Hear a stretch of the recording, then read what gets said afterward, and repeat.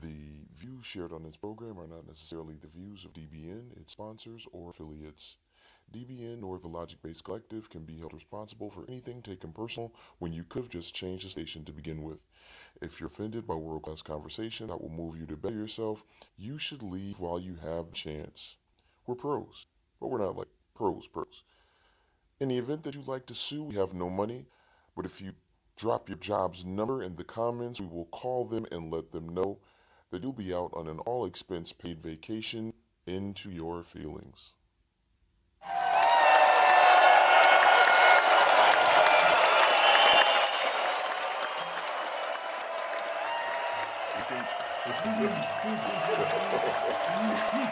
Yeah, are we not muted? Okay. Yo, what's going on? This is an interesting Monday. How y'all doing? This is the Logic Based Collective. As you can see, we are all here, minus one. Shout out Ryan. We are in the building. As Funk Master Flex would say, we are here. so, we're gonna go. We're gonna get right into it because we're late getting on. Just want to know how everybody is doing. How was your weekend? Just give us a brief synopsis. And so we're gonna start with our guests. One, we're gonna start with Tanya. We're gonna go to Rhonda, and then we're gonna come to. Siobhan. Thank you. Hi. Yeah. So look up. So we starting with the chivalry. So Tanya, how was your weekend? Well, my weekend was wonderful because Take your mic. my weekend. My tech 1, 2, 3. No, my weekend was wonderful because I woke up. Yeah, And Yes. I was surrounded by my family and I was surrounded by love. So I can't complain not one bit. 3 months ago I had a stroke and this whole side was paralyzed. Oh, wow. I'm walking. God bless. Well, I'm walking with a little bit of a pimp limp. That's I it. ain't mad at it. Okay. When I heard you was walking, that's Yeah, right. yeah. You know, so God is good, so I can't complain. So how you doing, Rhonda? How was your weekend? My weekend was wonderful. Hey, can you hear me? Okay. So I was blessed to participate in the Hope Fest this weekend with Pastor Swan and First Lady Swan over at Spring of Hope Church. I represented my business, Jaffer Cosmetics, JafferJoy.com, and then I also represented my dad. We have a campaign going on, Justice for Bo. Shout out to Bo. Shout out to Bo. And so I was able to bring awareness to stopping elder abuse. So that was good. And then I was blessed to go to church on Sunday, and I have been away for such a long time. So it seemed helping my sister because she had a stroke. So She's the greatest. That's what's up. the greatest, right? And so y'all heard that right down. I'm telling you, I had a stroke at 5 o'clock that morning. I was in North Carolina. I took care of my father, and I woke up in the hospital about 6 o'clock that evening. I'm like, how did you even get here? Oh, wow. So Jesus. Won't God do it? yes, he will. Right. All the time. It's definitely good to have both of y'all here. Thank you. It's been a while. I haven't seen you in a while, Tanya. Yeah. Yeah. Siobhan, how you doing? I'm great. I had the pleasure of attending a concert that we had talked about Oh yeah. last week, Yeah. hosted by Billy. Yep. Billy. It was down at Latter Rain in Hartford. It was so good. It was really good. I thoroughly enjoyed myself. I'm glad I went. It was like thundering and lightning, Yeah. just similar to today. It's like but a I hailstorm. yeah, it was kind of, the weather has been crazy, but so I was able to get down there and it was great. And church on Sunday, which was nice because the week prior I was sick and had to like isolate myself from everybody, but it was good to be back. So yeah, good weekend. What's up? Yeah. AJ, man, How'd your weekend go? Oh, it's all good. We did. What did I do for the weekend? I had the Empower Her thing for Justice Spoonful. Okay. So that was for evangelist Donna Wilson. She had a guest that came from I think Atlanta, Georgia, who came and spoke. And we also had the brunch that Saturday morning. That's why I wasn't there. But yeah, it was a good time. The brunch was actually very good. We talked about when you're the difference basically between being a help to someone or an enabler. Good one. So that was a solid thing, and a lot of people kind of got some breakthroughs out of the conversation and just kind of seeing where they were. Also talked about grief, long-standing grief, like your story. There you had one of the people had lost their mother, and that was basically like her best friend. So she didn't know how to go on and how to. She was a pastor, and it was like very. It was very intuitive to kind of hear from someone who you feel is supposed to be at like a certain status, to say that no, I'm still a person. I still have feelings. I still experience things. Just because I have a place of spiritual power doesn't necessarily mean that I'm inept to Right. being hurt. Which was cool. And another thing that was cool was how we embraced her in prayer.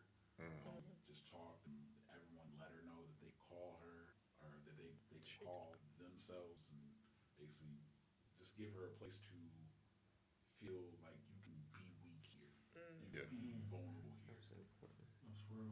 That's important. Okay. Oh, I had a good week. Work per usual, and it was good to have my week broken up. I actually get some time to record. I actually got like Hey, my guys heard that my guys that produce actually had a beat that they wanted me to work on with someone Okay. out of town that they also produce for. So that was cool to do. And then the weekend was cool. Some other milestones were crossed that I'm not gonna divulge, no disrespect, but that's just not for everybody. Tell you guys later. And then and then other than that, I mean, church was cool on Sunday. Yeah. And that's that. Yeah, you know. For those of y'all that don't know, Kay taking on Oh man, you doing that though? he's nah, I ain't gonna. Okay. I'll let you do that at a different time. Don't even do that. He'll be on TV on the full commercial and still not say it. Right. I mean, that's the point. Be understated. Over deliver. Jeez. What up, man? TW, how you doing, bro? Oh, what's going on, y'all? I'm good, man. I'm blessed. Family's good. Work week was good. Got to chill and relax a little bit this weekend. Spend time with people I care about. So I'm blessed, man. Thank you. And you, how's your week? It was Jesus. This weekend was a lot. There's a lot going on.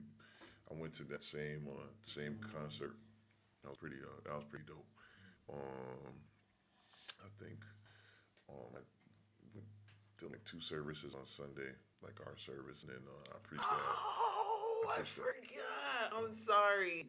Listen, this man preached on Sunday. What you preaching? He Hold on, wait. I didn't preached. It was dope. It- I sent you the link on that one because that's Thomas's church. It was? I mean, yeah. Well, they're in our sanctuary after ours. So so I just stayed. But yeah, it was like the service was really. I knew you said Jace was playing, but I didn't know he was preaching. Yeah. He's. I'm gonna start just like I when I don't. hear about stuff, I'm gonna just tell everybody because he don't So be saying all right. So nothing. this is the thing. Like About me, you do this. so well, okay. Well, the last time I knew like super in advance. This time, because I pray like my habit is to pray after service. So I went like last week. I did that. I had gone home, prayed, and then so the Lord told me to just what I'm saying, like to tell my cousin that it's like, hey man, if you got any Sundays that you have available, you want to take a break or whatever. You know what I mean? So I did that. I'm not the guy to be like just asking people to do that. You know what I'm saying? But this is something that that I felt the Spirit lead me to do. So little did I know that he was going to ask me the same week, because he was like, yeah, he said he Now was, that you mention he said the Lord put you in my spirit to me. He said I couldn't even settle on the message. So you know what I mean? Like I know. Then I got there, and it was like a lot of the things that they have been talking about. You know what I'm saying? Like was in the message. This is a kind of a. It's not new, but there's a lot of new things happening in that way. You know what I'm saying? Like I saw a gentleman I've never seen before in real life, and I did dream about it 3 nights ago. and, Listen. and the Lord had me to do some some things, and you know what I mean. Like that was new. You know what I'm saying. Like I'm definitely not that guy, but you know what I'm saying. But it was like I said, service really well. Um, so it was just like it was kind of a long day, and even like after service, I'm like just driving. You know what I mean? Like kind of by myself. Still, it's just I'll tell you later. But anyway, it was a good weekend. It was a good weekend. You know what I'm saying? Like it was a really good weekend. And now you know we're here. Of course, definitely glad to be here. Haven't been able to be here around with you guys, with everybody in a minute. I feel like once Ryan gets here, we can all form Voltron. and be able to, to really make it happen. But so today we're talking about I don't know what's happening in the back. Well, like so we're here. Rhonda and Tanya are here to speak on something. But we want to kind of just ask just amongst everybody how it is that you know like your dreams versus reality, because like some of us are young, although I'm not considered young because I'm in my 40s.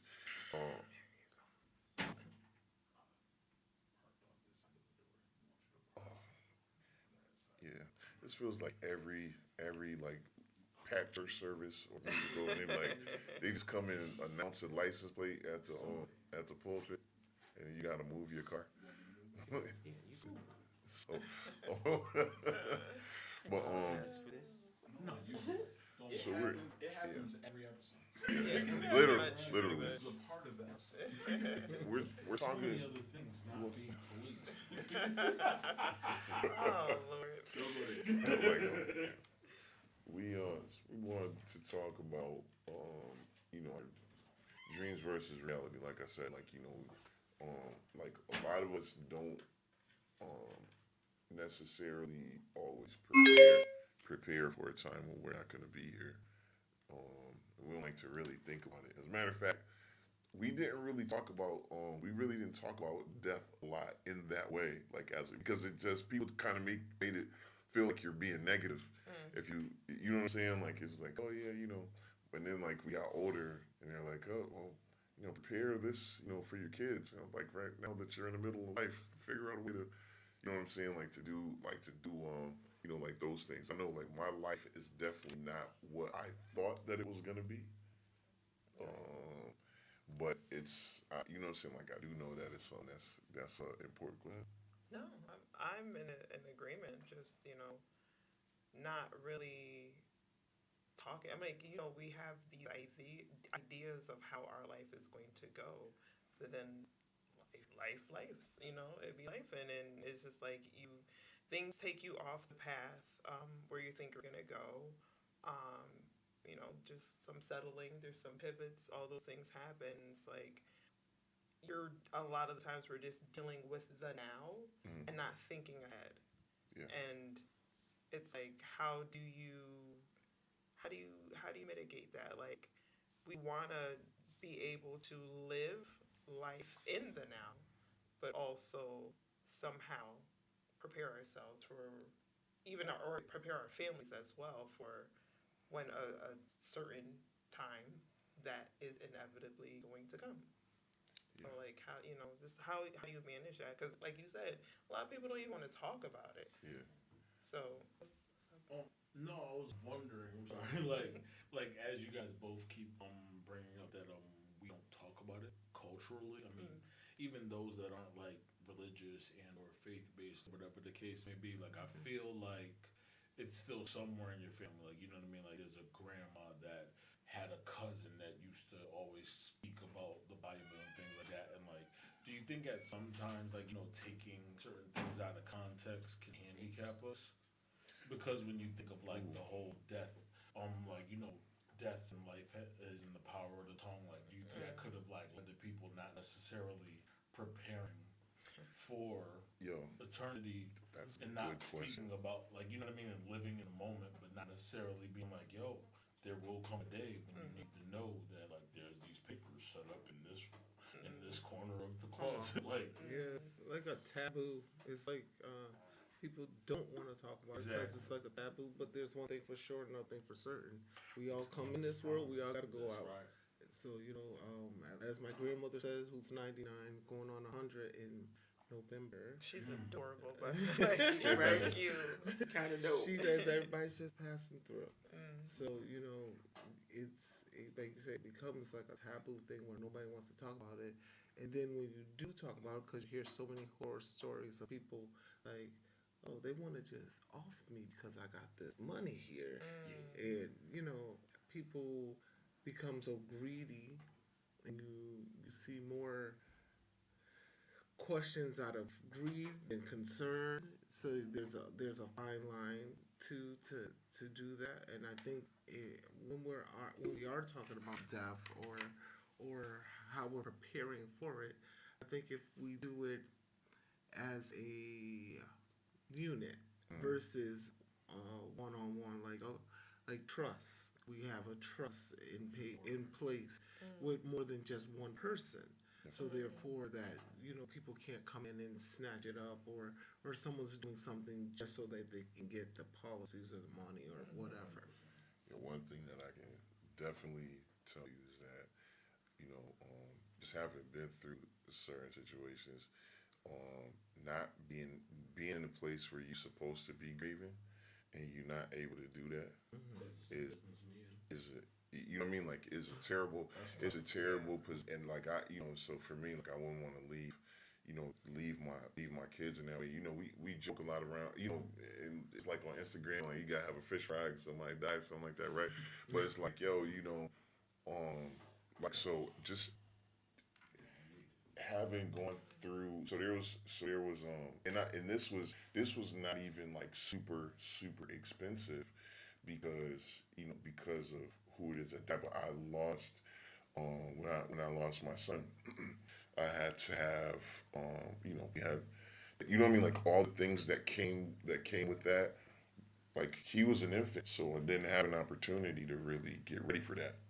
You know what I'm saying? Like, and so it's like, so just having sort of a window into what people have to deal with is like, what about when it's like your mom? What about when it's your dad or a grandparent or, whoever it is? It's like, yo, that situation was tough. Also going through it by myself, but you know what I'm saying? Like, but I could only imagine. And so, when I split up with my wife, we had one of the things that we did was set up like life insurance.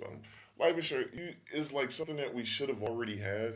You know what I mean? Like, but at least you know what I mean. It's kind of like when you're able to have a car and not have your insurance lapse, right? You know what I mean? Like, but now like I'm a grown up now because I'm doing this thing. So like they'll be straight now. If something happens to me, I feel good.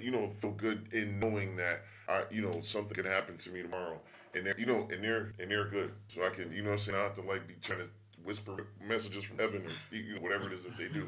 Like just hand God a scroll, be like, can you tell us?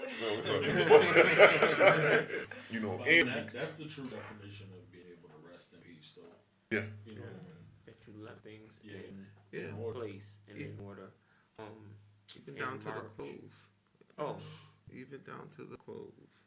Like, it's tough to decide what somebody would want to be even buried in, let alone how they want to be buried, who they want to be next to, or any of that. But I'm sorry. no. It's in March, I lost my husband. He had kidney disease, and because he had kidney disease, we weren't able to get him insurance. So that's another thing. Like, we have to prepare for the things that may occur in our life that you're going to live with. Like my sister said, I went to sleep one way and woke up differently. Like, I woke up, but I woke up totally different. Yeah. Not able to, being debilitated in America is huge, and insurance companies don't want to pay for long term care. Like, there are so many obstacles, and you don't know how to navigate this. Exactly. And And you may get free health care, but guess what? Not everybody takes it. And at least most of the good doctors don't. But right, so now you're stuck, right? And then for me, my husband, right at the beginning of COVID in April, he went to the hospital. He was in the hospital until this year. That was 3 years me driving back and forth to Boston, because Bay State gave him a bed sore this big, and then claimed, oh, it was because of his comorbidities. No, it's because you didn't do your job. But Jesus. what you do, you're stuck, right? And then people don't want to help you. I literally drove back and forth to Boston to get him into the better hospitals. He was at Mass General, things like that. And then trying to get him home. My husband died right after we tried to get him home. And I unfortunately had to do a GoFundMe. That in itself is, we talk about pride and things like that. I look, if I got the money, I'm gonna pay for it. I didn't have the money. I had to do a GoFundMe because I wanted to make sure that he was well. Luckily, I had a wonderful church family and a family that all came together to help me put everything together for him. And my husband, for sure, loved me, and I wanted to do the best that I could for him. But now you stuck. You stuck with the GoFundMe's. We see the memes and and we talk about it. But so my husband died. I had 3 aunts who passed away. I ended up having to preach one of their funerals. My sister had a stroke, and then 5 days later, my dad passed, and then we couldn't get the help to even help him, and I had to preach his funeral. So go we ahead. talk about I would say now that you on your dad, because you talking about elder care, and it's important because it's a place that we don't know if we're gonna be there. Like, I would like to think that I'll be like the 75-year-old could do a handstand. Cause I'm eating right. You know what I'm saying? Like, you really don't know. So that's another reason I treat my kids good. You know what I'm saying? Like, because I'm like, yo, I want one of them, at least one of them. I got one. I got a chance of 7. 1 in 7. Somebody's gonna want to take care of me. Like, You're gonna get at least one. right. well, it's not if they want to take care of you. It's if they're going to take care of you well, or if they're going to take care of your paycheck and do all right. I got a couple prospects. The rule is 7. It's the rule of 7. What the numbers is the number 7. So as long as you got 7, probability states that 1. There will at least be. Like I said, I got my other couple. We'll I see. got a feeling of who it is. You got a girl. I was gonna Yeah, say, well, when you have daughters girls, as a they father, kids. yes, It's that's- definitely one of the You got a girls. great your chance, odds are girls. better. Just in case, Yeah. but Jake, No, not Jason the Allen. so I like We don't have a track record. be on my deathbed like sneaking to this guy like the 10 man. Like, That's my dick. nigga, you old.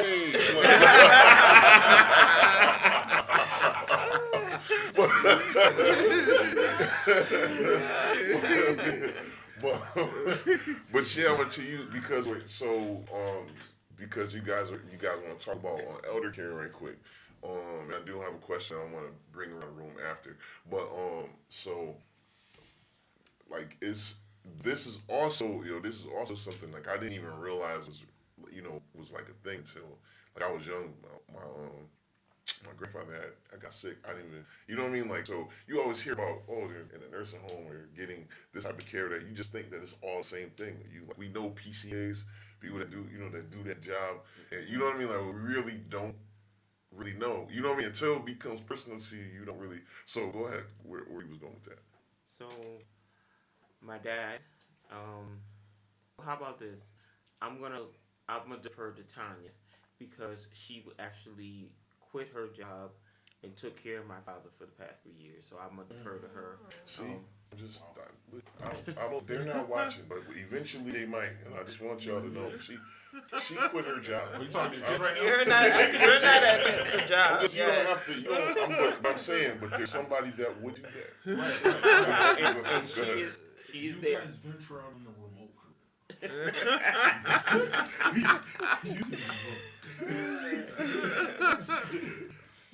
Well, I was called to my father's house.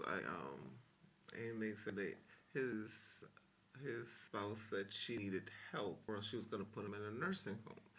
And sees how my father was a really good man, and he took care of a lot of people, and he had so much. Why would he have to be displaced from what he has accomplished? So I went there to go and help. When I got there to help, I was later told, well, I didn't plan on taking care of an old man. And I didn't plan for him getting older to look like this. So this is not what I want to do, so I'm going to exit. So I went ahead and I had to make a decision, take care of my father or go back to work. I tried to, because he had moved back to his hometown where he had a lot of family. So I was thinking, well, you know what, I'll be able to get family involved and people will help because he's helped so many. Right. Well, when it comes to money, Yeah. sometimes people are worried more about your things than you.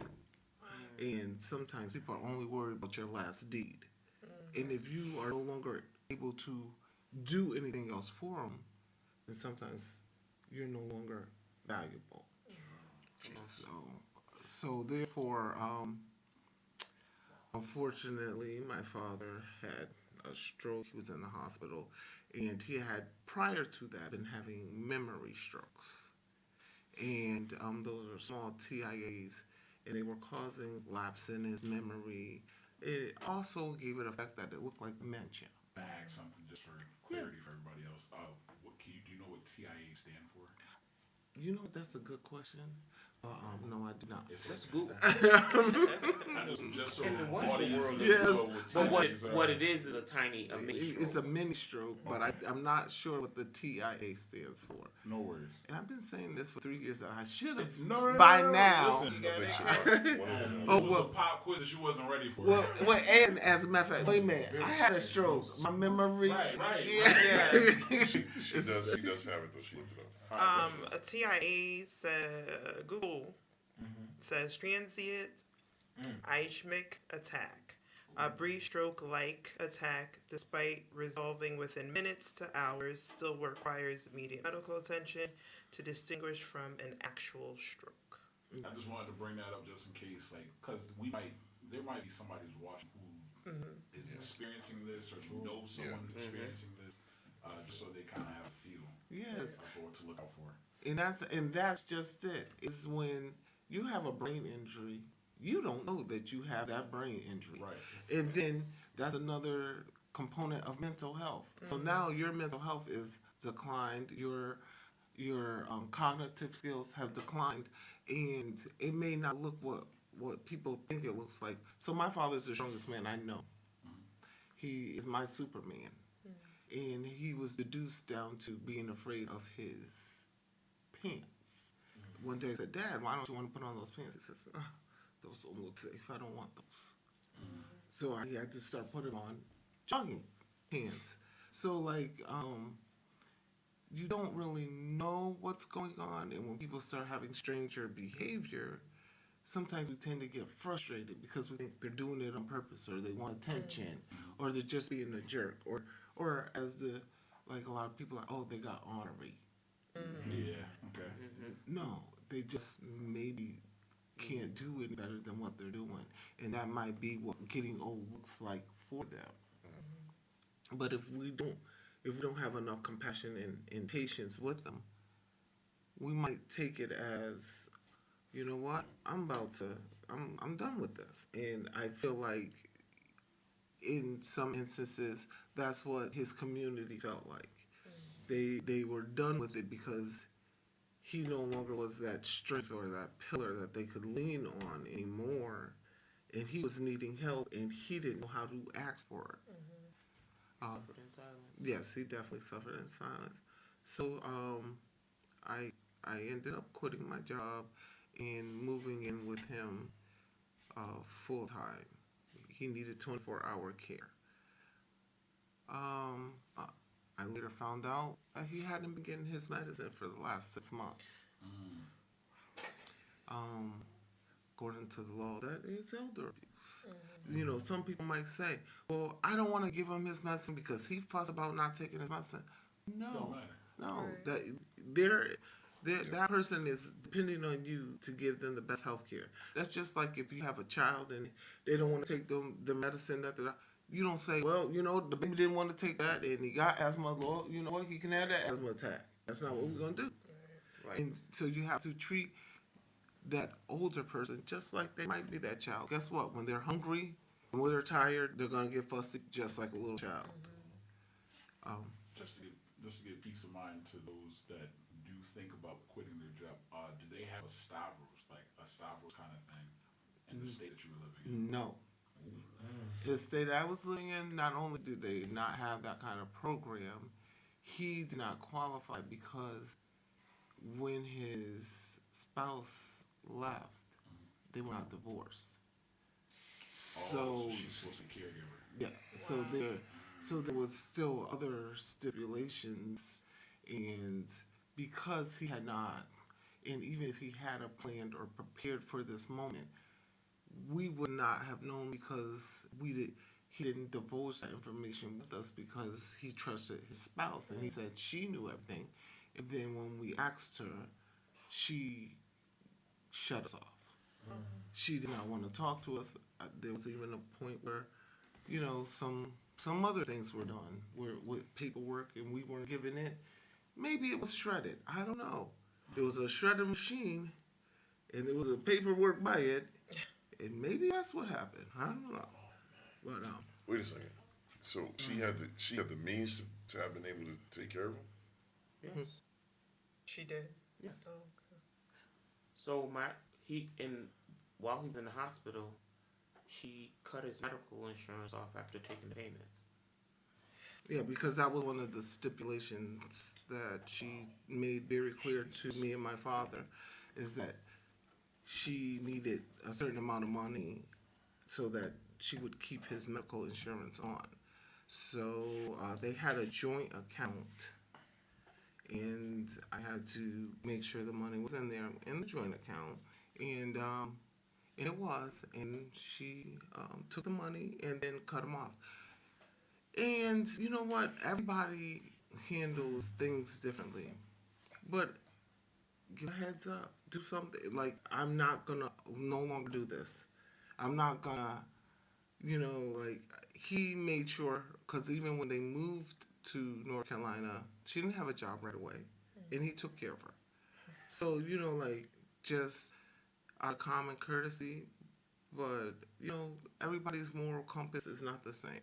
Everybody's reactions are not the same. Everybody's grievance is not the same. So, I'm not. Cold-blooded. It doesn't look the same for everybody, and maybe it was too much to handle because at the time her mom was in a state where she was dependent on her too. She had dementia. So having a husband maybe having dementia might have been too much. I can't judge that part. So I was gonna ask you think you're talking about like caretaker fatigue or I don't want to say like this evil person. I know people may not be evil, but they're capable of evil deeds. Well, I mean, she said when you bring somebody to a lawyer 9 days before they have a major stroke and have them sign over everything to you as a gift, I don't know what you think. Yeah. Well, and you tell them it was paperwork to keep them out of a nursing home. So, You got someone that's not signing under false pretense. yeah. So I mean, That's also legal. yes. Okay. But you gotta But- be able to prove it, right? Correct. Well, I mean, there is proof, Okay. and there's proof that he wasn't given his medication. Um, but the thing is you got to get people to care Right. about the proof. It's not about the proof. You got to get people to care about the proof. And And take action. you know, sometimes people care more about their title, in the title that should say "I care," like a social worker, or a police officer, or a lawyer, or even a judge, or any of those things. If you're in those positions, sometimes it looks better to make sure my coworker doesn't get a bad name, because that might give us all a bad name. Wow. No, we don't.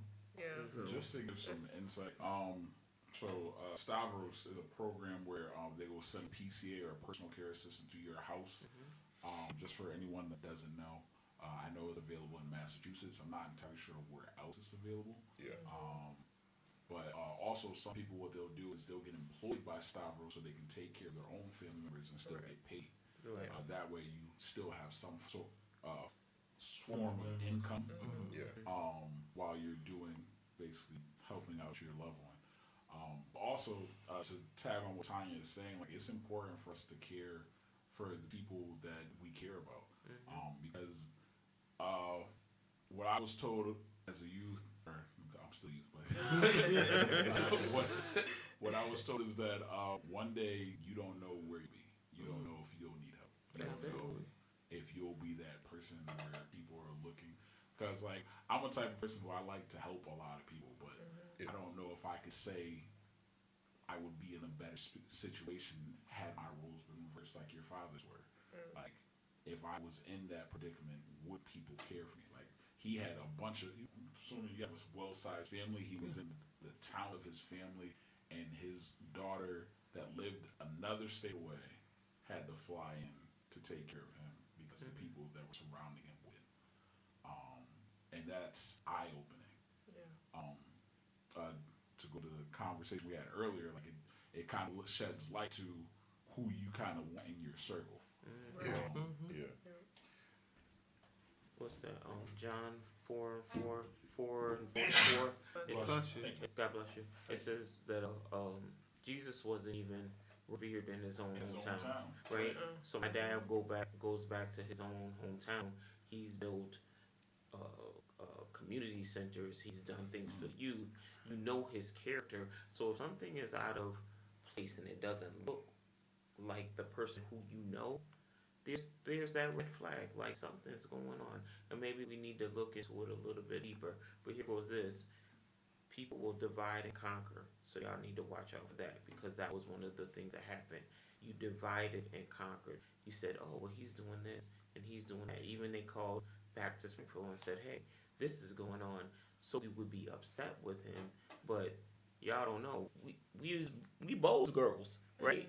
we daddy's girls, so. You don't know that we gonna love our daddy no matter what, and we gonna walk him through it, and we gonna help him, and my sister's gonna show up, and I told her, I said the reason why this has come to light is because you stayed. She would go there, and you would stage the house like everything is okay. Yeah. Right. But really you put my father out and displaced him, went on vacation, locked Twice. the door, and locked him out of his own house. My father was sleeping in And his Tad car. paying for the alarm system that was keeping him out of his own house. Yeah, pray for Jesus. Where is she? Where's she at? being a supervisor in Oh, harassing me. So she's still okay. She's still in the state of North Carolina. Did she attend the funeral? I'm not the sure. funeral. And We we had had to to have the crem- grave site because we had to have him cremated because you took all his policies and wouldn't give him back. Y'all be careful who y'all reproduce with and who you I'm glad that I was Come coming on. to that. Yeah. Come on. That and who you marry. yeah. Because, and this is, we talked Your in life length may depend on that. on the part about when you take those vows, the things that you one that you say. And so in sickness and in health, it'd be like, oh, it's cool when you in your 20s, It's because you know what I mean, or always when about you're young the and, health and part. spry, Yeah. but then Right. when you oh yeah, well, we just want but when you get to a point where you actually do have to take care of somebody, like you need that. I think also something that you guys saying is how he took care of so many people, and then you know what I mean, like wasn't able to get that same, like get that same in return, and so it just kind of makes you think like how do you build your village? You know what I'm saying? Like say, it takes Be like, a it takes barbecue village to hero make probably with every delicious aspect of ultra low life. net carb, You're- hero you're- bread buns you're and going to get, tortillas. Soft and fluffy. you're going to get. Oh, I don't know why Joel Osteen came up, but but but yeah, you're gonna like we're all gonna need when you have somebody in your family who needs help, being taken care of, and like it can't just be a one person job. And so you know what I mean, like it's something that you really have to because and we think that's bad when we say like I'm tired or I need a break. And you know what I'm saying? Like because you just think about the person like oh dad he wouldn't take he would have been here for me. You know what I mean? And yeah, he would have, but you know what I mean? But but everybody like you're a human being still, and you know what I mean? Like and so it's great when when you have family and friends that can that are willing to work in tandem, and just understand that first it's not going to be convenient for everybody, but but this is we're working toward this towards goal, taking care of this person. That's what I mean, like obviously it's not ideal, and you guys had I mean just from what you said so far, like this just several great injustices done to your father. So what are you able to do? Is there anything like what is the action that you're able to take to be able to try to? I mean, I don't know if you can rectify the problem, but at least to be able to to be able to vengeance is the Lord's, but we you know what I'm saying, like That's we what love he a said. good That's comeback the word. story. I would hate to think that somebody was just able to get away with that, and so what are you guys able to do? Oh well, two. We weren't really able. I mean, I went to aging for elderly. I went to social services. I went to the sheriff's department, and they deferred. And the sheriff department at the time um, was in the county that was all over the news, where they were being really racist. So at that time, the sheriff told me they did not care. Um, um, Unfortunately, she had a position where she had a lot of people behind the scenes that could help her. So even when we went through social services, they said they were sending it to the DA. The hospital said they were sending stuff to the DA. He was even denied a social worker at one point because she was a social worker, a supervisor at that. So there's a lot of interconnections that she had where she was able to block a lot of help that he could have gotten, and because she knew a lot of the ins and outs, she knew how to drain him so that he couldn't even fight her legally. So so even when I was able to, because I had to go to get guardianship to establish, to even be able to talk to like the veterans, because he was a veteran, but because she was his wife and he didn't have all of that stuff in place. So the only person that was down was her. So the veterans don't look at powerful attorneys or anything like that. They, for that matter, didn't even care about the They didn't guardianship. care about power over attorney. No, that's because the army kind of, I They guess, don't goes care. by another set of Set of forms and everything else. So we weren't listed as people to be in Like that emergency could, contacts. yes, and stuff like that. So we couldn't talk on his behalf, and so I had to get guardianship because at that point my father was he had another stroke because he was given the wrong medication in the hospital. I had to get him moved to another hospital because at, he had have a trach, and somehow they were able to take him off his trick with the phone call, and I was his healthcare power of attorney. So at this point, I'm feeling like his life is in danger, and I already had a privacy block, and people are still getting his medical information and are able to visit him. That didn't mean him any good. So I get him transferred, and his ambulance catches on fire. You can Google that. Yeah, it was in Cary, North Carolina. It was all over the news. Even after that happened, people were still able to get information, and they found out what hospital he was at, and he had just come off his trach, and I had gotten him into an acute rehab facility in Wake Forest, and they found out about that and cut off his health insurance. And so at that point, I was told I could either pay an astronomical amount to keep him there, or I could send him to a nursing home, or I could take care of him. Well, I believe in taking care of mine. My father did it for me, so I told him, come on home. So then he was on hospice. Even working with hospice, I asked for more, where was his supplies that he was entitled to. They actually kicked me off of hospice because I asked for his supplies, because I made a complaint that he wasn't getting supplies that he was being charged for.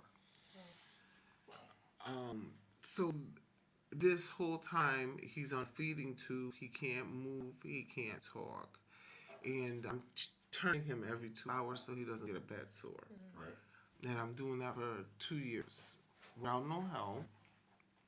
And I've had like my nephew and my son come down to offer me some sort of relief. My sister come down when she had time in between breaks with her husband. But the community, my aunt would come over and watch him. I'd go to like the grocery store. So most of my days were just pretty much taking care of my dad and, the house or whatever. Or if I went out, it was only to get him his medicine or something to, groceries or anything. So for 3 years, I hadn't left his side.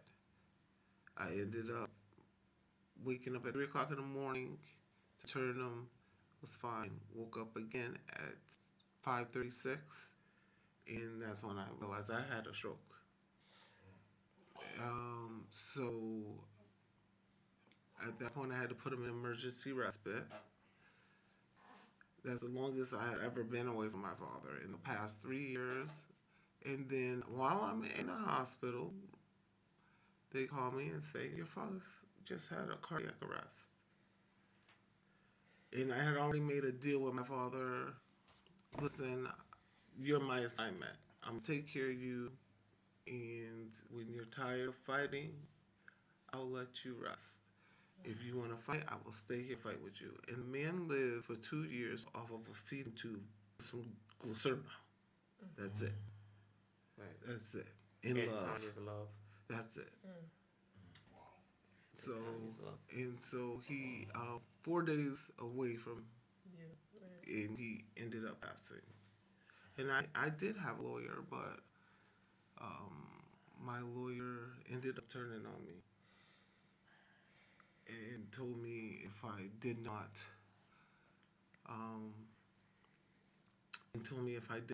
agree to what his wife was saying, or at least try and split the rest of his assets, because she has already started liquidating some assets, that he would prolong my case so long that I wouldn't see anything. Your lawyer? Yes. Oh, your lawyer. Yes, my lawyer.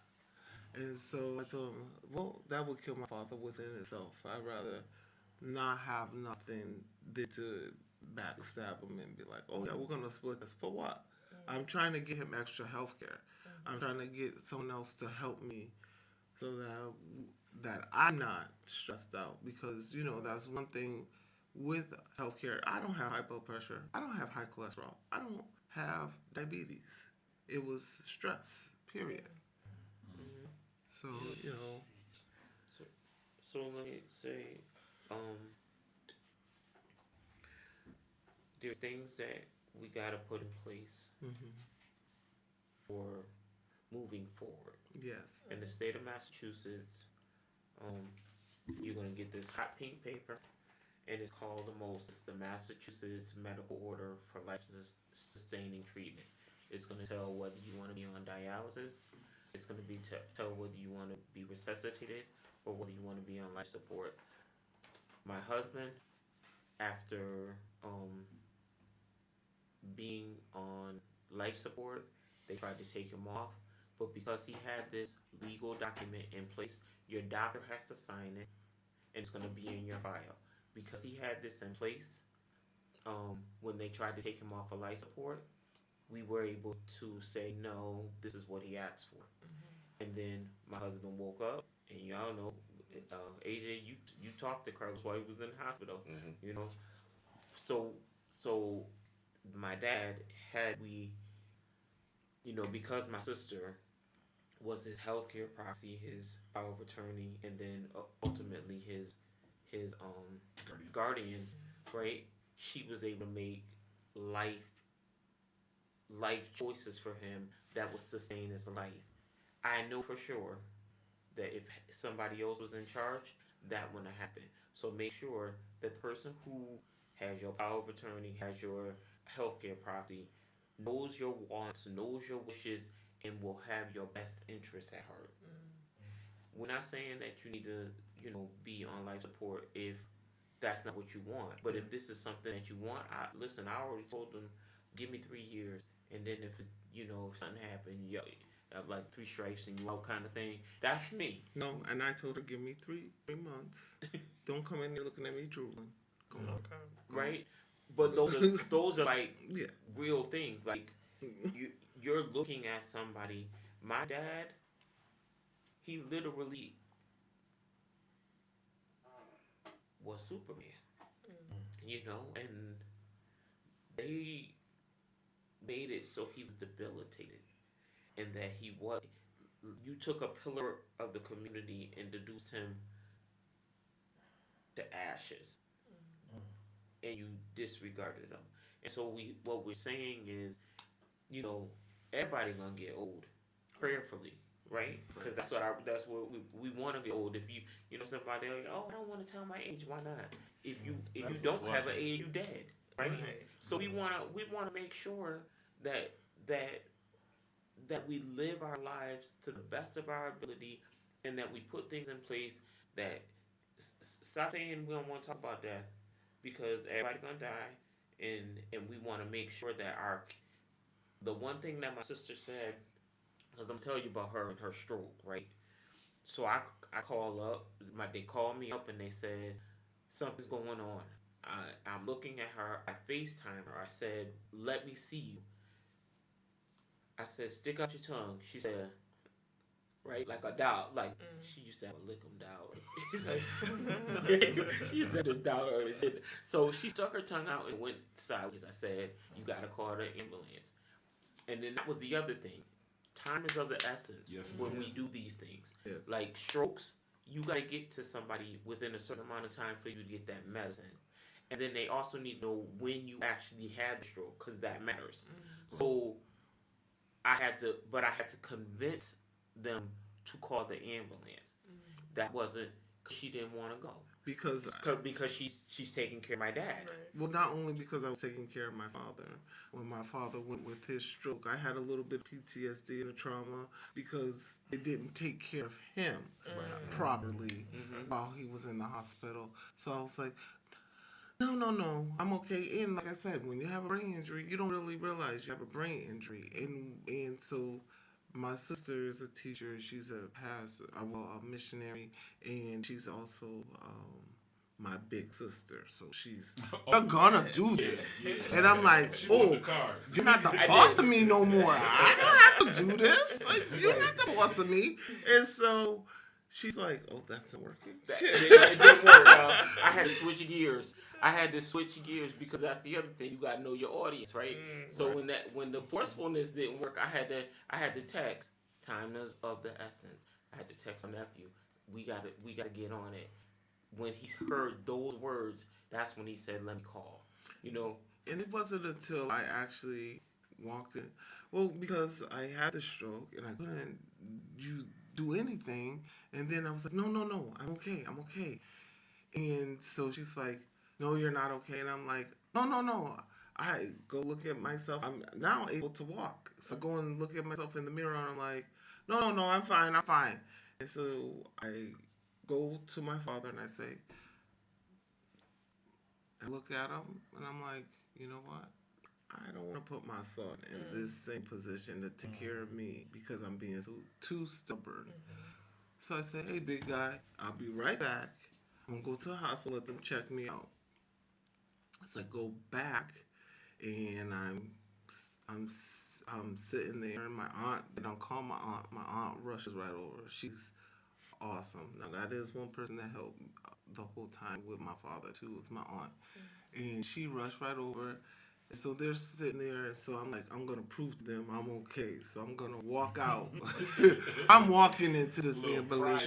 Yeah, you guys ain't gonna tell me I ain't okay. So I'm walking into the ambulance, and then I'm in the ambulance and I'm talking to, and he's trying to keep me talking. So I'm talking, and I start hearing myself sounding crazy. Oh, I'm like, I'm sounding like the Peanuts teacher, my mom. So I'm like, he gets on and he's like, something stroke, and I said, no, I'm fine, and I'm trying to push up my cheek, and Not having a stroke trying to pretend to be regular like Right. That's She's crazy. on the left side. He's like, I'm okay. I don't know what you're talking about. And so anytime they would even mention the stroke word in the hospital, I got this like annoying cry. And I'd be like, no, I'm okay. So it's like you gotta to be able to accept the help. Absolutely. And that was like a tough thing for me to do because I'm always the person that helps. And then I could understand where my father was coming from with not being able to ask for the help. And I tell her all the time the most humbling experience in life is I get home from having the stroke, I'm home, and I go to use the bathroom. My drawers are down, go to sit on the toilet and miss the toilet completely. Left side gives all the way out, got my little Hemi walker, and I'm like, you hear this thug? And my son and my sister both come in. Now booty's up in the air, drawers are down on my ankles, and I'm just like, my son said, you heard? My bride, just help me up at this point. My bride, just help me up. Eric's right. Yeah, right in here, please. My bride. So, at that point I realized I just got to do better because I don't want my son to be in that position, and I don't want him to wonder what I want in the event that I couldn't talk. I don't want him to think about, well, what does she want? Yeah. Like, I don't know what she would even want, and if she would want to be cremated, buried, if she would want to be on life support, if she would want that other dress on, because they make you choose your dress and everything. Like, and we don't think about those little things that are so big in the end. Let me say real quick. I want to read Amber's comment. It said 5 Wishes is also a great tool for planning as well and designating a healthcare proxy. I don't know if you guys are familiar with 5 Wishes. I have to look up. I am not. She said, but it's 5 Wishes. And she said for planning designated healthcare proxy. Amber, if you're watching, give me some more information. I appreciate that. Go ahead. So, one of the things that we said because of the lack of help, I said, I don't want anybody to ever have to go through this ever again. So, we have developed a petition that's going to go to Senator Warren because we think that this should be a federal law that you cannot cut your spouse's health insurance off while they're in hospital and you're estranged because A, you're cutting their life short, but you're also still able to collect on their policies. Am I right? Okay. So what we need is a stronger law that this is not going to happen, and so that's one of the things. So we have a petition on change.org. Let me read exactly what it says. It says hashtag justice for both, protecting healthcare rights for elderly spouses. And we just want everybody to get on there, change.org, and actually sign the petition, share the petition, because we want our legislators to know if we had healthcare for all, even with what she did, we would have been able to get him on some kind of health insurance, but he would have still gotten the help that he needed from the hospitals. So we don't, like we were talking about what the politicians can do. Y'all can do better, and you can make laws. And we as a people, we not gonna sit back and wait for you to give us a law. We gonna say, oh, this is the law that we need, and and we're gonna lobby. We're gonna lobby the Congress. We're gonna lobby the Senate. We're gonna say, you know what, this happened to my dad, but it shouldn't happen to nobody else's daddy. Yeah, it's you trying to take someone's dignity on the way out, on top of their health care. It's just like, okay, you don't want to care, we're gonna make you care. Like at this point, like you say, we all hope that we get older. What if you're not a strange and somebody just wants what you got? Right. So they can just take you off their insurance and collect early. I mean, that's something that we even see in movies. We just don't realize that it happens in real life. You see the people that they have an inheritance that they get if their father died or if their mother dies. So they plot to murder them, or they basically just kind of sit back and watch them deteriorate. I think what we're trying to, what the message that we're pushing, that is your emergency contacts are important. Yes. So when your job asks you to fill out your emergency contacts, actually take account of who is actually going to be there for me, instead of like who I feel like. Take account of who's done something for me in the last week, month. If I how they always say on Facebook, if I call somebody and I know they're going to pick up and win $1 million, who would you call? That's the person that you want as your emergency contact, because they're more than likely to help you. As opposed to the person that you're like, I know I can call them 5 times and they're not going to answer. Like, right. And people did show up. They showed up to the house and said, "Hey, what's your daddy gonna do with that tractor back there?" Jesus. And the man's in the That's bedroom. awful.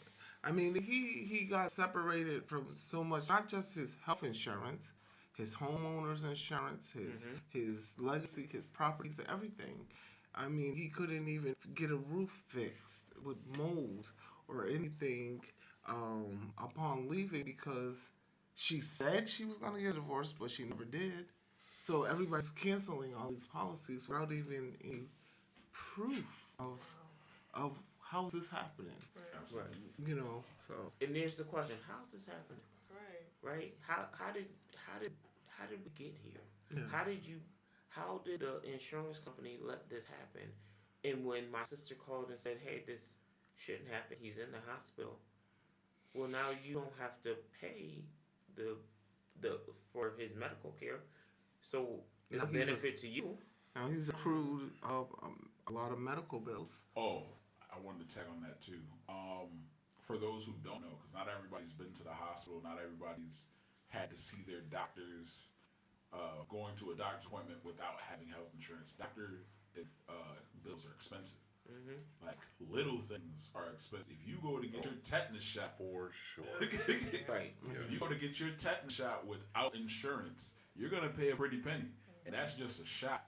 So like all these things culminate to huge things, and that's why people have these GoFundMe's. That's why people have these ways to kind of generate the money, because if something happens to your insurance, which we are blessed living in Massachusetts because you have to have it, but in other states and other countries, like there are people that don't have that luxury. Yeah. And without it, that, especially without having a plan in mind and focus, or just having like a backup plan, or having something horrible like this happen where the person that you thought was going to take care of you decides to flake.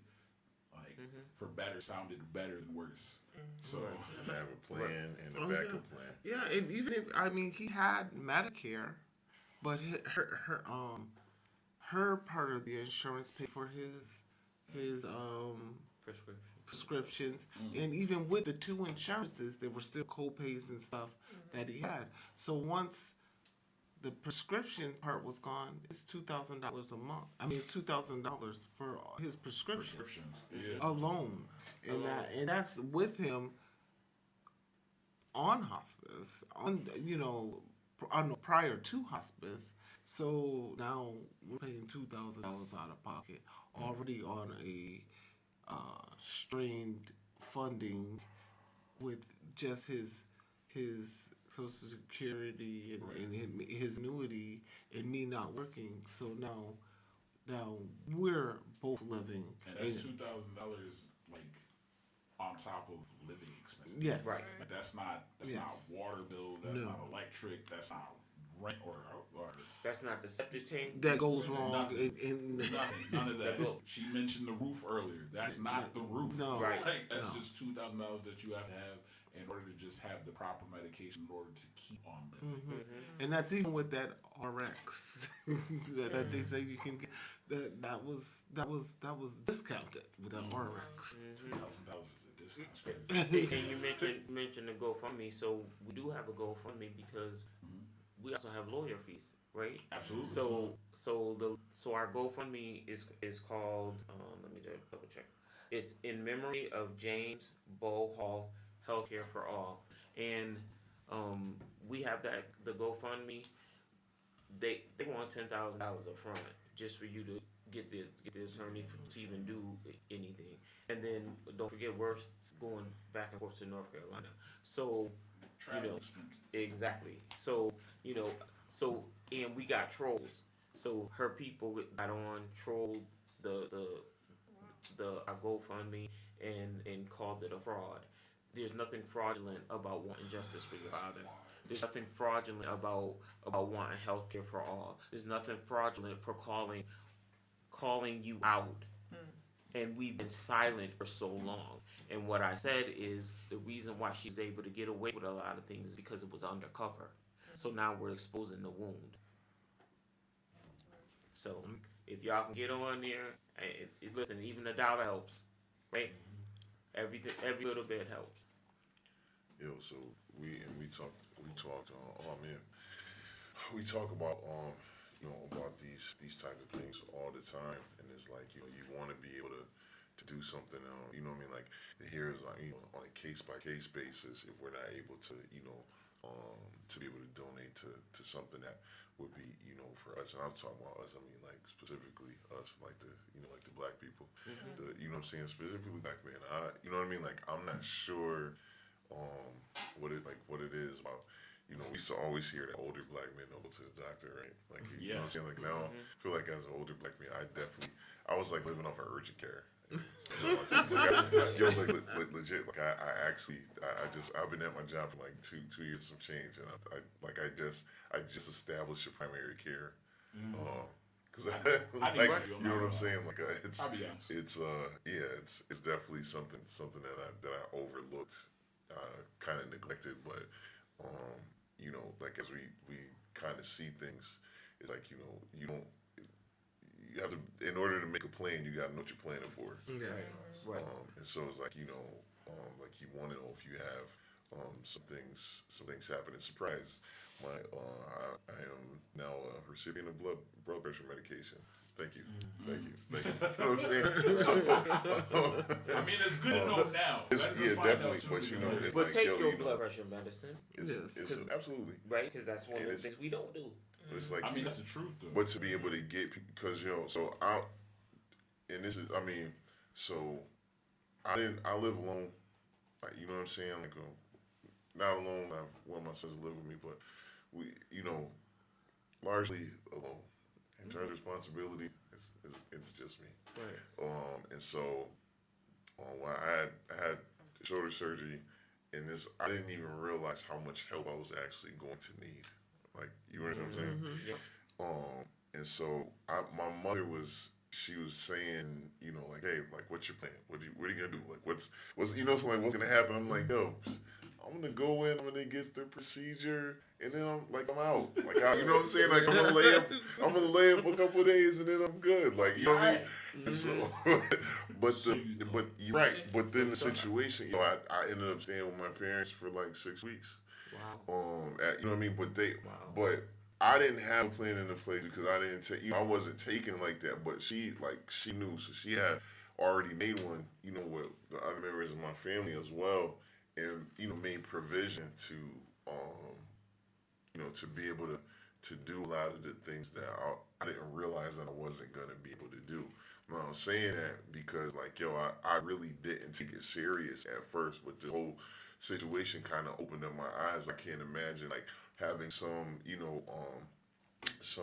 major health situation happen, or some terminal illness, and then need people and then not have anything in place, because you know what I mean, like, because it takes you by surprise. I feel like at least when you know that something may happen, you can sort of prepare your heart, your mind, you know what I mean, like, you're like, all right, this is, you know what I mean, because when you're taking care of somebody, it's like, all right, I gotta alter my day, so I know that this is what I gotta do now. So maybe if I get up, I gotta be to work at a certain time. Like, y'all know, I'm gonna get up like 3 hours before that, because I'm gonna do this, and then when I get off work, I'm gonna do, you know what I'm saying? Like, because that's the contribution that I can make. But if it's like all of a sudden it's like you kind of scrambling around and not things may not get done the way that they should. But I think, I mean, a lot of the things that you guys are describing happened to your dad. I don't know if it would have been. I mean, Jesus, like, you got to. How do you know that the person that you're gonna marry is not gonna have your back like that? That's already scary. You also got to remember what both of these ladies said about how they viewed their dad. They viewed him as Superman. They both said that, like, repeatedly. How many men view themselves as that to their family?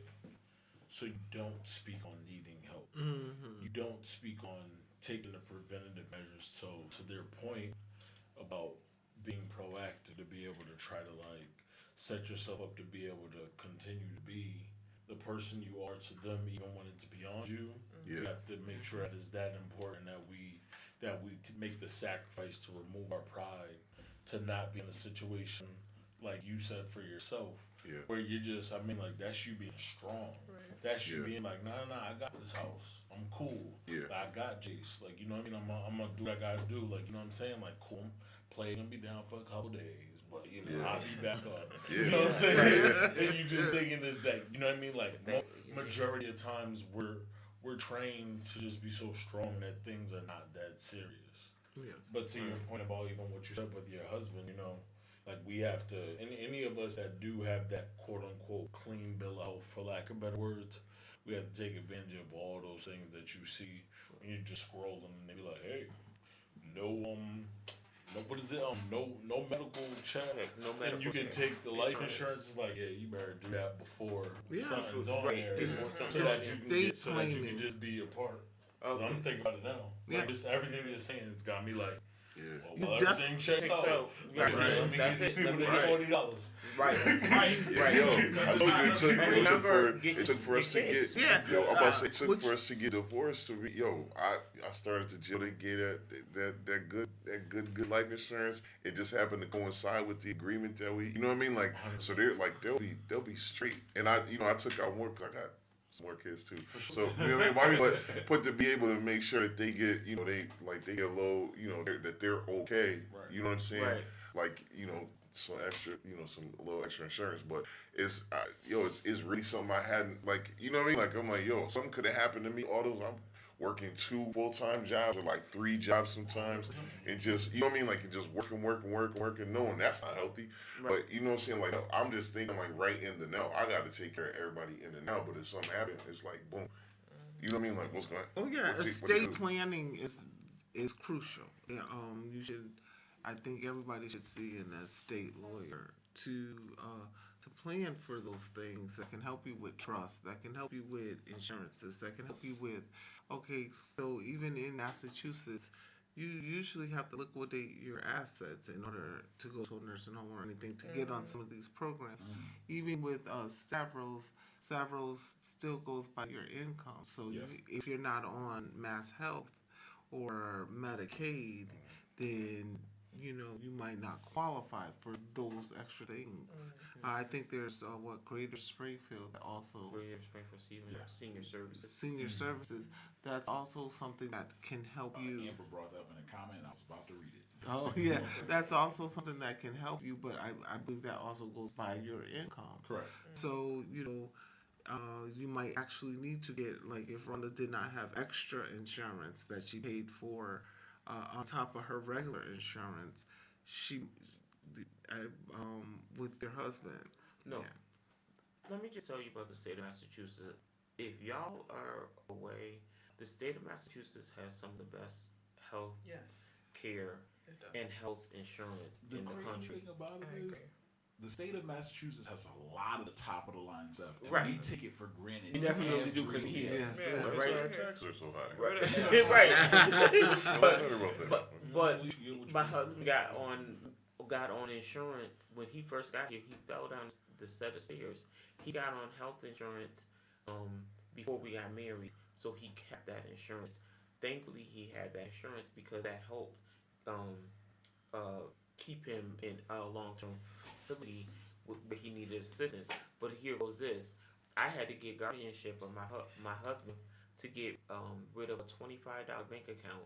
So if you have a spouse and you do not have yourselves on their joint accounts and things like that, it doesn't matter that you're the spouse. If you're not listed and you don't have power of attorney, you don't get access to it. So that's the other thing. And it goes you into think because- probate. Right, you if think something I'm happens. I'm his wife. Yeah, no, they don't care. They definitely don't care. And so there's also another program that's amazing, and it helped me because we were working on getting him home. It's called Moving Forward program. UMass helps it, and they will come in and they will help renovate your home in order to get your loved ones home, so you can get them out of a nursing To be facility. able to accommodate them. Right. Yes. So they put on a ramp on my house. They changed my dining room into a bedroom with a Hoyer lift and a bathroom, and that shout out to David Main, helped me out with that, and Hello, it David Main at the Moving Forward program, and it was like they did a phenomenal job. They made it where my husband would have been able to navigate the kitchen and the flooring with a wheelchair. Oh, yeah, that's Unfortunately, he didn't make it home, but that program exists for people who have loved ones in nursing facilities, and you want to bring them home. And now the nursing home is not gonna tell you this because they want their money, right? It's a But they business. will help you out, and they will not only help you out with putting. They will set up services to bring people in. They have a facility over, I believe, in West Springfield where the person can go for daycare help. So there are programs out there. We just don't know about them, and we just need to be aware of them, right? And so and so I want to thank you guys because now we're getting to tell people, and there's a bigger audience. And my sister always said to me, she says, "It's okay, Rhonda. We just need bigger ears to hear it." And so now y'all are helping us get bigger ears on this, absolutely. right? We're gonna put the link in the comments. Yeah, for the change for the petition as well as The GoFundMe. I Yeah. thank you for that. Yes, thank you. Yeah, so that when you guys Thank you guys so much for just finding purpose in all of this and being able to share your story, because I can imagine just like, to be able to continuously share, like, it's such a tough story, very painful. And so, I mean, like if I was literally reading it, like, it'd be more and more painful with each page turned. Like, I mean, I can't believe all of the different levels of things that you guys have gone through. So for you to even, like, take the strength to help anybody, like, we appreciate you guys so much. Oh, thank you. With God be the glory. Yeah. Right? And so, We're gonna be glorified. yeah. And Right. to be able to come on and articulate the way that you guys are, because these are like, it's like I mean, it's in a series of unfortunate events. It's like, when you're talking about so much family passing and like the hardships that you had to deal with, the stress causing you to have to deal with health issues of your own, losing your, then like losing a person. What I mean? Like it's so many things. But I think the more that people hear about it, the more that they will want to be able to, to come together. Everybody that is doing that's on GoFundMe is not scamming. You know what I mean? Like, as we've heard, and for everybody who is listening, even on the rewatch, we'll have the links are in the comments. You guys can go, and we talked about last week on donating and like just to be a part of change somewhere. You want to be able to feel like like you're doing something. A lot of people want to do something like, I don't know what I can do. Like, what, what I'm saying? Like, what can I, and so we have the opportunity to be able to help others. We want to do that. You know what I mean? Like, it may never come from the person that, that we gave to. But it's, what I mean? Like, I believe that, just like in the word says that that we reap what we sow. And so, even if it doesn't come back from that person, you know, is something where, like just Lord allows people to pay things forward, or gives you a good karma, as they would say, like just to be able to, to be able to benefit from the things that, the good things that you've done. I really believe that, that this will not be the end of you all's story. I hope that you get vindication for your father, peace of mind for yourselves, and to be able to not only be able to, we talk about resting, just, being able to have a certain level of peace, being able to, to sleep without that weighing heavy on your heart. We can only imagine. I mean, like, I know I wouldn't want, I wouldn't want for that to be on the end. I would continue to go after justice because, for my father, and I'm sure everybody, here would do the same. And so we want to, like I said, make sure that we're a help if we can be. Anything helps. She said $1. She said $5. But there's some of us that can do more than that. You know what I mean? Like for me, I know I can do more because there's a lot of things that I eat on it during regular week. I don't need to have it. You know what I'm saying? Like, Right. so, you know what I mean? Like, I can donate and, you know what I'm saying, and save a couple LBs at the same time. Definitely put on like 20 pounds since surgery. So it's pocketing and seeping out. so we, you know what I'm saying? Like, so we want to, we just thank you guys for coming through, and thank you guys for speaking about it. And we'll be sharing it from here, and I'll be sharing from social media. I'm sure, you know what I'm saying, like Kenji already put it in our group, so we'll be able to share those things as well. If there's anything anybody wants to say. Oh, you got comments? Yeah, a couple comments I got to catch up on. My bad, Amber.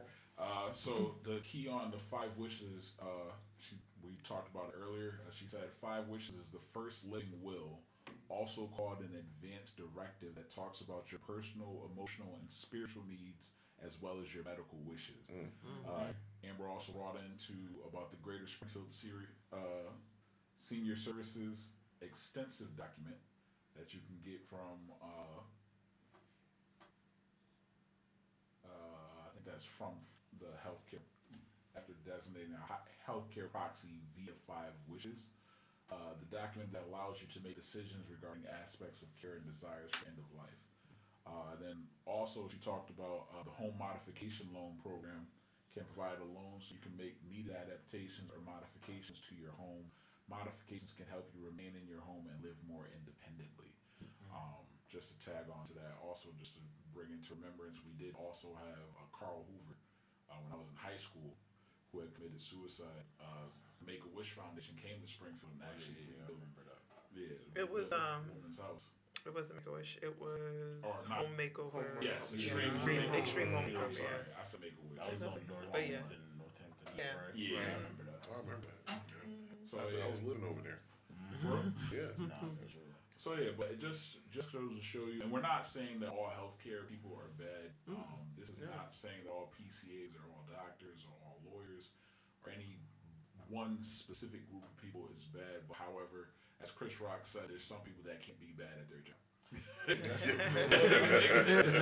Ain't that the truth? Quite the opposite of saying they're bad. I mean, like for you guys to be going through the hardship, you guys are actually advocating for the proper level Correct. of all of these The things right to standard. be able to be proactive going forward. Yes. Show up.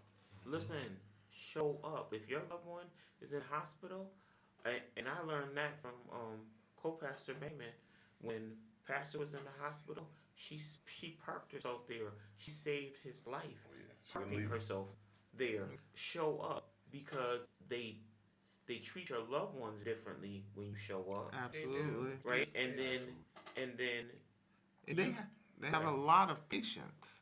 You have that one you're looking after, so you might notice something different, like their season or their IV is fell out or something else.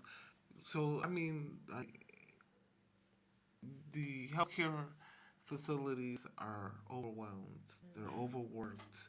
They got traveling nurses. They're not always the same staff, and not everybody loves their job. Some Come people on. are pulling doubles. Some Yeah. people are yeah. So also you have a better relationship with your loved one. So being that you have the better relationship, you'll be able to tell something like my mom was saying when she went to the hospital for one of our aunts that she could tell that she was bothered by something. And because she knew her aunt, she could tell them, "Oh no, something's wrong." Yes. Because she knows her. Same thing with us. So like anytime we have a loved one that's in the hospital or that is fallen ill, we want to be sure to be close to them, just so we can be their advocate. I just talked about this last Sunday. My aunt actually stopped the conversation because she didn't want to talk about death anymore. right. But just understanding, like, I think it's important when somebody is in that place to be there with them. Yeah. It's a tough bill. I know we had it in the episode earlier where we talked about someone who is mute or that can no longer talk for themselves still has internal dialogue. Oh Yeah. yeah. They still That have was my thoughts. dad. Yeah. They're thinking. They in their way they're trying to communicate, but they just can't do it the way they used to. So being there just to advocate for them is something that only love can show. Yeah, we busted down to okay, blink once if it's a yes, if blink a bunch of times if it's a no. So we laughed and made a joke, but it's true. We talked about Breaking Bad. There was a dude with a bell. They had a bell and they had a letter chart, so he could basically say what they would go. Which column is it? And he would hit how many columns and then which letter. He would tell you letter. He would spell it out. But it was a way that worked for him to communicate. And although like it's a TV show and we laugh at it, however, like this might be the life of somebody. And if this is something that can help somebody, why not? Oh I'm yeah. a special education teacher. We got kids who only eye gaze, but Right. they have devices now, right? That It's a communication device. Of right course. it can help you. Right. So, but you gotta advocate for that too. For your Yeah. children. Yeah. Yeah. Right. Absolutely. Like when my father was in the hospital, they were like, "Oh, he's not coherent enough to be in acute rehab." Well, wait a minute. Let me look at his medications. Wait, you have him on sleeping medication. Oh, well, yeah, because he's not sleeping at night. No, my dad's a night owl. He doesn't sleep at night. Right. He sleeps during the day. So that doesn't go along with your schedule. So you want to put him on your schedule. Right. So now you're changing everything around. And now when he looks lethargic, it's really not that. You put him on sleeping medication. Right. Or you're telling me every 2 hours you're coming in and getting blood. Say, hey, he's losing blood. Yeah. You guys just came in 4 times within an hour. So you needed a blood test. He's going to lose blood. How about we hold off? There was a mosquito last week. So who is getting these samples? Is it Yeah, Dracula? exactly. Dracula in the back talking about, I don't know where that blood went. That's it. No, it's 11 guys. It's 11. Yo, do we have anything left that we want to say? There was a question you said you were gonna pose to everybody.